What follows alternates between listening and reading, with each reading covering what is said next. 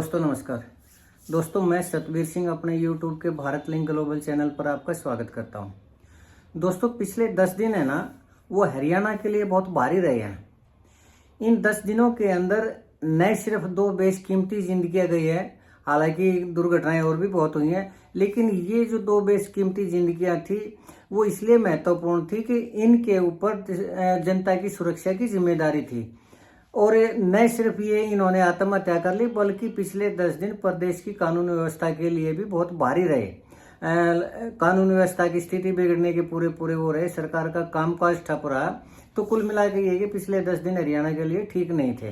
तो अब दोस्तों ये है कि अब इन 2 लोगों ने, हालांकि 10 दिन पहले एडीजीपी पूर्ण कुमार जी ने सुसाइड कर लिया था, उससे भी प्रदेश की जो कानून व्यवस्था थी उसमें भी बिगड़ने की पूरी संभावना थी। और अब जब रोहतक के एएसआई संदीप कुमार जी ने आत्महत्या की तो उससे भी जाट कम्युनिटी है वो तनाव है। और अब भी कानून व्यवस्था की जो स्थिति है उसके बारे में कहा नहीं जा सकता कि क्या रहेगा क्या नहीं रहेगा।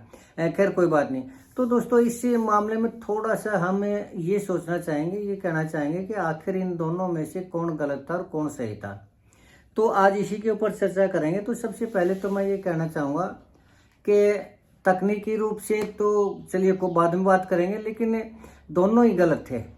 और दोनों गलत एक रूप में थे, और वो ये था कि दोनों ने जो आत्महत्या की, आत्महत्या को किसी भी रूप में सही नहीं ठहराया जा सकता। और उन्होंने जो आत्महत्या की उससे गलत काम किया, कानून की नज़रों में भी, अपने परिवार की नज़रों में भी, समाज के नज़रों में भी। तो अगर वो आत्महत्या नहीं करते, जीवित रहते, तो जिस परिस्थितियों के कारण उन्होंने आत्महत्या की उससे वो ज़्यादा बेहतर ढंग से लड़ सकते थे, ज़्यादा उन परिस्थितियों को ख़त्म कर सकते थे। लेकिन पता नहीं दोनों ने कैसे आत्महत्या का कदम उठाया। और जब कोई आदमी इस तरह आत्महत्या कर लेता है तो उसको एक कायर आदमी समझा जाता है, जो परिस्थितियों का मुकाबला नहीं कर सकता, जो डर जाता है, जो भाग जाता है। तो इसलिए इस मामले में दोनों ही गलत थे। लेकिन फिर भी थोड़ा दोस्तों तो कानूनी रूप से या तकनीकी रूप से कहिए तो थोड़ा इसमें अगर फर्क है। अगर हम तकनीकी रूप से भी कहें तो तकनीकी रूप से पहली बात तो ये है कि परिवार के प्रति जो उनकी जिम्मेदारियां थी तो उसके लिए भी वो दोनों ही तकनीकी रूप से गलत थे। क्यों? क्योंकि चलिए अगर एडीजीपी संदीप पूर्ण कुमार जी की बात करें तो उनकी मिसेज है, वो आईएएस है, बड़ी अधिकारी है, सरकार का प्रोटेक्शन मिला हुआ है, फाइनेंशियल उस पर भी अच्छी है। लेकिन फिर भी जब परिवार का एक मुखिया जाता है तो उसका जो दुख है ना, वो पैसे से या पद से नहीं उसको वो किया जा सकता, एडजस्ट नहीं किया जा सकता। वो दुख बहुत बड़ा दुख होता है। लेकिन फिर भी थोड़ा सा बेसिकली अंतर ये है कि जो संदीप कुमार है वो तो एक नॉर्मल फैमिली से थे और गांव में रहने वाले ग्रामीण स्तर के व्यक्ति थे, और उनके बच्चे हैं वो भी गांव के अंदर रहते हैं। तो उनके लिए ये परिस्थिति है, ये और भी ज्यादा दुखदायी है। तो चलिए कोई बात नहीं, अब क्या कर सकते हैं, अब जब उन्होंने आत्महत्या कर ली थी। लेकिन थोड़ा दोस्तों आजकल ये वो है कि भाई इन दोनों में से कौन सही है कौन गलत है, समाज के रूप में या प्रदेश के रूप में या और दूसरे पहलुओं के ऊपर। तो आज थोड़ा हम उन्हीं पहलुओं के ऊपर चर्चा करेंगे। तो पहली बात तो ये है कि पहले हम बात करना चाहेंगे एडीजीपी पूर्ण कुमार जी के। तो एडीजीपी पूर्ण कुमार जी ने जो अपने सुसाइड नोट लिखा था वो काफ़ी टाइम से उनके साथ जो भी घटनाएं घटित हो रही थी उनके बारे में स्पष्ट रूप से लिखा कि कई सालों से उनको उनके साथी हैं वो प्रताड़ित करने लग रहे थे। तो पहले तो मैं इसी बात के ऊपर अगर चर्चा करना चाहूँ तो देखिए, गवर्नमेंट जॉब के अंदर ये एक नॉर्मल स्थिति है। इसमें कोई भी जो अधिकारी हो या क्लर्क लेवल का हो या स्कूल टीचर हो, इसमें एक दूसरे को देख के न इसी तरह जलते भुनते हैं लोग, एक दूसरे की बुराई करते रहते हैं अपने साथी कर्मचारी की। और कोशिश ये करते हैं कि उनके खिलाफ कुछ ना कुछ किया जाए। तो ये आजकल नॉर्मल चीज़ हो रही है और गुटबाजी बहुत ज़्यादा हो रही है, चाहे वो छोटे लेवल पे हो या बड़े लेवल पे हो। लेकिन जब इतना बड़ा अधिकारी भी इस चीज़ को हैंडल नहीं कर सकता, इन छोटी छोटी बातों को वो सहन नहीं कर सकता, तो एक छोटे कर्मचारी में, क्लर्क लेवल के कर्मचारी में या एक स्कूल टीचर के में और एक इतने बड़े अधिकारी में जो कि एडीजीपी हो, आईपीएस हो और इतना इंटेलिजेंट हो, उसमें फिर फर्क क्या रहेगा। तो इस हिसाब से तो उनके अंदर सहन करने की और इन चीज़ों को हैंडल करने की ज़्यादा शक्ति थी। क्यों? क्योंकि इंटरव्यू में भी यही देखा जाता है किसी आईपीएस आईएएस का जो होता है कि उसके अंदर किसी चीज़ को कंट्रोल करने की, किसी चीज़ का सामना करने की, उसको हैंडल करने की कितनी ज़्यादा पावर होती है। और वो सारा सब कुछ देखकर परफेक्ट होने के बाद ही सिलेक्ट किया जाता है। एक क्लर्क लेवल के इंटरव्यू में या नौकरी में ऐसा कुछ भी नहीं होता, तो उनसे तो उम्मीद की जा सकती है, लेकिन इतने बड़े अधिकारी से ये उम्मीद नहीं की जा सकती। तो इस हिसाब से अगर देखा जाए तो एडीजी पूर्ण कुमार जी की आत्महत्या को किसी भी रूप में सही नहीं कहा जा सकता, यानी तकनीकी रूप से वो गलत थे। हाँ, इसमें एक चीज़ जरूर है कि जो उन्होंने आत्महत्या की और जो मेरा अपना विश्लेषण है मीडिया रिपोर्ट्स के बेस पर वो ये है कि उनके ऊपर कोई हुआ था केस रिश्वतखोरी का, और रिश्वतखोरी का मैं उनका जो गनमैन था ना सुशील कुमार, वो उसमें अरेस्ट हुआ था किसी शराब कारोबारी ने जो उनके ऊपर केस दर्ज करवाया था, तो उसकी कलेक्शन लेने के लिए खुद उनका गनमैन गया हुआ था और वो अरेस्ट हो गया था, रंगे हाथों वो पकड़ा गया था और उसने इस चीज़ को स्वीकार भी किया था।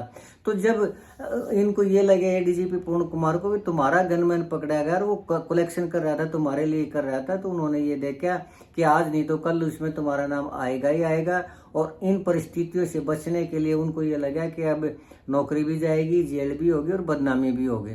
तो इसलिए शायद इन चीज़ों से बचने के लिए उन्होंने ऐसा कदम उठाया, उन्होंने आत्महत्या जैसा गंभीर कदम उठाया, ये मेरा अपना मानना है। अब बात करें दोस्तों संदीप कुमार की, अगर संदीप कुमार की बात करें तो उनके ऊपर किसी भी तरह का कोई भी प्रताड़ना का, रिश्वतखोरी का या अन्य कोई मामला नहीं था, और वो एक उनकी बातों से भी लग रहा था, वीडियो से लग रहा था वो एक ईमानदार व्यक्ति थे। जैसा उन्होंने कहा कि मेरा बैंक बैलेंस चेक कर सकते हो, तो वो एक ईमानदार अधिकारी थे और वो ये चाहते थे कि पुलिस डिपार्टमेंट में भी ईमानदार हों।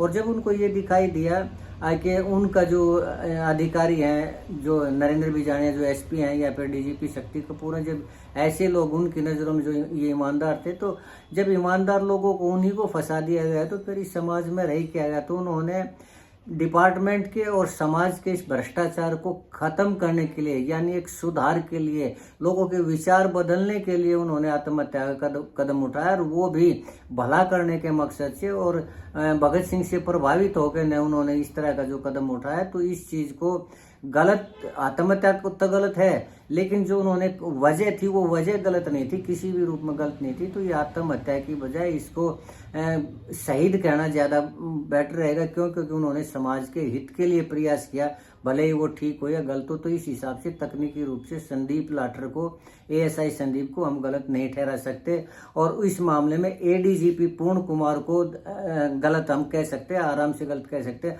हालांकि ये जो मेरा अपना विश्लेषण है दोस्तों, मेरा खुद का विश्लेषण है, किसी कोर्ट का फैसला नहीं है, तो विश्लेषण गलत भी हो सकता है। लेकिन ये जो कुछ भी पब्लिक मीडिया में आया हुआ है, पब्लिक डोमेन में आया, उसी के बेस पे मैं अपना अंदाजा लगा के ये कह रहा हूँ कि जो एडीजीपी पूर्ण कुमार है वो गलत है और संदीप लाठर इस मामले में सही है, और उनको शहीद कहना ज़्यादा बेटर होगा बजाय कि उन्होंने आत्महत्या की या उनको आत्महत्या कहना। खैर चलिए दोस्तों, लेकिन इसी सारे मामले में एक सबसे बड़ा जो दुखद पहलू है ना, वो मुझे नजर आया सीएम साहब का। इस मामले में जितनी कमजोरी सीएम नायब सिंह सैनी जी ने दिखाई है वो सैनीय नहीं है। क्यों? क्योंकि उनके कंधों पर पूरे प्रदेश का भार है, उनके कंधों के ऊपर पूरे प्रदेश के भविष्य का भार है, उनके विकास का भार है। जो 3-4 करोड़ या जितने भी आदमी हरियाणा की पब्लिक है, उनकी सेफ्टी की, उनके फ्यूचर की और सारा कानून व्यवस्था की, सब कुछ हर एक की जिम्मेदारी तो उन्हीं के ऊपर है। और जब उन्होंने ये कहा एक प्रतिनिधिमंडल के सामने कि मेरी तो इतनी भी नहीं चलती कि मैं एक चपरासी का भी ट्रांसफर करवा सकूं, तो इससे ज़्यादा कमज़ोर मुख्यमंत्री और क्या होगा। और एक कमज़ोर आदमी के कंधों के ऊपर अगर प्रदेश की सुरक्षा की जिम्मेदारी, विकास की जिम्मेदारी, युवाओं के भविष्य की जिम्मेदारी डाली जाएगी, तो वो सिवाय अंधकार में कुछ भी नहीं कर सकते। ये सबसे बड़ा दुखद पहलू है और जो उन्होंने खुद दिखाया है। तो ऐसे मुख्यमंत्री को मेरे हिसाब में मुख्यमंत्री बनने का अधिकार ही नहीं है किसी भी तरह का। अब रही बात ही, तो फिर इसके पीछे कौन है? तो इसके पीछे हर कोई जानता है कि इसके जो सुपर सीएम है वो मनोहर लाल खट्टर जी हैं। हर किसी को इस चीज़ का पता है। जो भी फैसले होते हैं, चाहे वो ट्रांसफर से संबंधित हो या कोई और नीतिगत फैसला लेना हो या कोई और फैसला लेना, उसके पीछे मनोहर लाल खट्टर जी के बारे में सुना जा रहा है कि वो होते हैं सबके पीछे। एक ऐसा व्यक्ति जिसका प्रदेश से अब कोई संबंध नहीं रहा, और अगर वो भी एक सरकार को हाईजैक करता और अपनी इतनी पावर दिखाता है, तो वो उससे भी ज़्यादा अनुचित है। ये प्रदेश के लिए बहुत घातक स्थिति है। तो मैं समझ नहीं पा रहा हूँ कि प्रदेश की जनता अपने भविष्य का ऐसे लोगों के ऊपर, ऐसे लोगों के पास सौंप रिया जिम्मा कि वो हमारे भविष्य का निर्धारण करेंगे, वो हमारे विकास का निर्धारण करेंगे, वो हमारे बच्चों को रोजगार दिलाएंगे, वो गुंडे बदमाशों से छुटकारा दिलवाएंगे। क्या ये सोच रही है जनता? अगर ये सोच रही है तो ये बहुत गलत सोच रही है। उनकी उम्मीदें हैं पूरी होने वाली नहीं है। और इसमें सबसे जो गलत बात नजर आई, जो सबसे दुख पहलू नजर आया, वो यही है कि एक प्रदेश के मुख्यमंत्री का इतना कमजोर होना। अगर नायब सिंह सैनी जी को वास्तव में मुख्यमंत्री बनना है तो अगर उनके अंदर हिम्मत नहीं है, उनके पास मुख्यमंत्री पद पर रहने की हिम्मत नहीं, तो कम से कम एक बार नायक फिल्म को तो देख ले, जिसमें एक बिल्कुल कॉमन सा आदमी कितना पावरफुल सीएम बनता है। आज प्रदेश की जनता को ये पता है कि नायब सिंह सैनी जैसा जेंटल आदमी, लोगों को कोऑपरेट करने वाला को और कोई भी दूसरा आज तक के हरियाणा की रियासत में कोई नहीं आया। तो इस चीज को मद्देनजर रखते हुए भी हरियाणा की जनता अगर सीएम नायब सैनी को ये विश्वास दिलाए कि उनके साथ हैं, तो मुझे लगता है कि मनोहर लाल खट्टर जी का यहाँ से पत्ता साफ कर देना चाहिए। जैसा कि लोग कहते हैं, मुझे नहीं पता ये सही है या गलत है, लेकिन जैसा कि पब्लिक चीख चीख के कह रही है कि सुपर सीएम अगर कोई है तो वो मनोहर लाल खट्टर जी हैं। अगर ऐसा है तो ये गलत है। हाथ मजबूत करने पड़ेंगे नायब सिंह सैनी जी को, और अगर फिर भी वो बेबस मानते हैं तो मुझे ऐसा लगता है कि उनको कुर्सी छोड़ देनी चाहिए। वो सीएम के पद के लायक ही नहीं है। चलिए दोस्तों, हो सकता है मेरा ये जो कहना है, मेरा ये सोचना, ये मेरा जो मानना गलत हो सकता है ऐसा ना हो, लेकिन जो भी पब्लिक मीडिया में आती है, जो पब्लिक चर्चा करती है, मैं तो सारी उसी के आधार के ऊपर अपना विश्लेषण देता हूँ। तो आज के लिए इतना ही। मुझे उम्मीद है कि आपको मेरा ये विश्लेषण पसंद आया होगा। अगर आपको लगता है कि मैं सही कह रहा हूँ तो आपसे गुजारिश है कि आप मेरे इस वीडियो को लाइक करें, शेयर करें, कमेंट करें दोस्तों, और मेरे वीडियो को हाइप जरूर करें। और इसके साथ ही अगर आपको लगता है कि मैं गलत हूँ, मेरी सोच गलत है, मेरी विवेचना गलत है, तो भी कमेंट करके बताएं कि मैं गलत हूँ। और अगर आपको लगता है कि मैं ठीक हूँ तो एक रिक्वेस्ट और करना चाहूँगा कि मेरे इस चैनल को ज़्यादा से ज़्यादा सब्सक्राइब जरूर करें, ताकि मैं इसी तरह की निष्पक्ष विवेचना आपके सामने लाता रहूँ। आपने मेरा ये वीडियो देखा, इसके लिए आपका तहे दिल से धन्यवाद। नमस्कार।